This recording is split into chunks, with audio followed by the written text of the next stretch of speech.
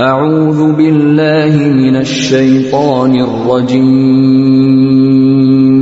پناه غواړم د الله د شیطان رټلی شوینا بسم الله الرحمن الرحيم شروع کوم د الله د نومنا چې ډېر مهربانا او رحم کون کې دی إذا جاء نصر الله والفتح ورأيت الناس يدخلون في دين الله أفواجا فسبح بحمد ربك واستغفر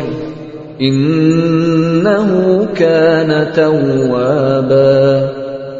کله چې د الله امداد راشي او فتح نصیب شي